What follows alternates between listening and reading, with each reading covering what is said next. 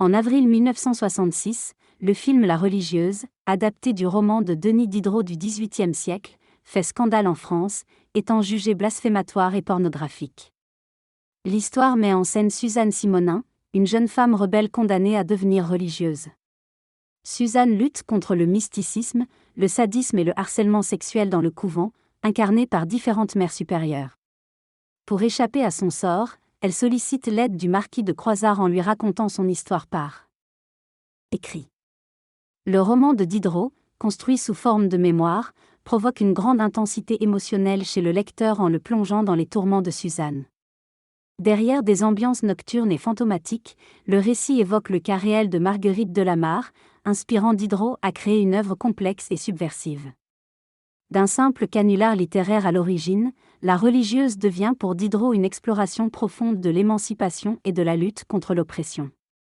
Ce passage évoque l'idée que la lettre est similaire à un livre contenant des aspects de réalité et de pathétique, et que son contenu dépend de l'auteur.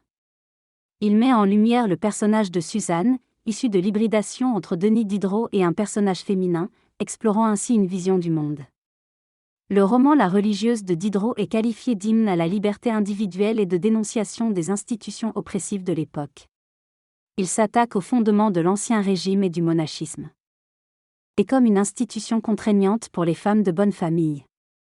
L'histoire de Suzanne révèle un refus de consentement et une contrainte brutale à entrer dans un couvent contre sa volonté, soulignant ainsi les questions d'obéissance et de consentement dans la vie religieuse.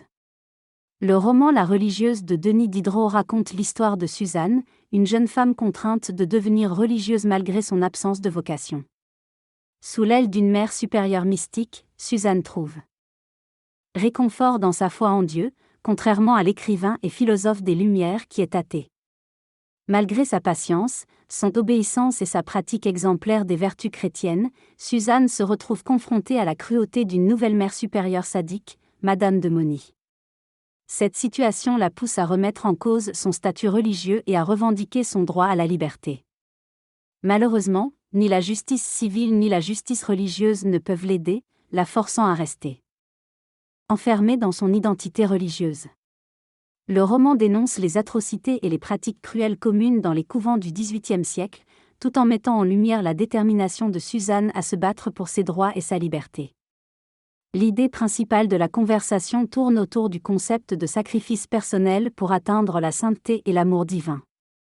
Il est souligné que renoncer à soi-même peut mener à une vie spirituelle plus profonde, mais peut aussi entraîner des conséquences néfastes, telles que la perte de contrôle de ses actes et même la folie.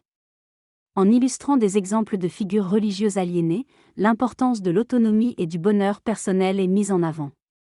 Les valeurs philosophiques des Lumières, comme la liberté individuelle, sont également évoquées à travers le personnage de Suzanne dans La religieuse de Diderot. Le roman est perçu comme une provocation contre l'ordre établi de l'époque, représentant l'opposition à la monarchie et à l'Église. Diderot lui-même a sacrifié sa carrière d'écrivain pour le rôle de directeur de l'encyclopédie, ce qui a influencé la publication tardive et la diffusion clandestine de La religieuse. La publication posthume de La religieuse de Diderot a lieu en 1796, 12 ans après sa mort, lors de la période de liberté ouverte par la Révolution française. Ce roman préfigure des événements liés à la Révolution, notamment l'abolition des ordres monastiques.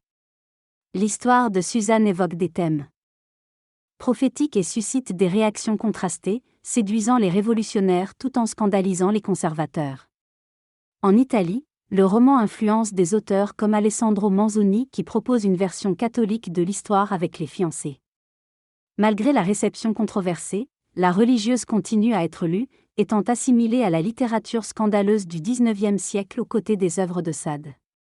Les scènes érotisées et les violences infligées à Suzanne rappellent l'univers sadomasochiste de Sade, tout en soulignant le regard masculin insistant sur la virginité et l'innocence. Malgré les censures et les controverses, le roman de Diderot continue à susciter l'intérêt et à interpeller les lecteurs. L'adaptation du livre La religieuse au cinéma par le réalisateur Jacques Rivette a provoqué un scandale en France dans les années 60.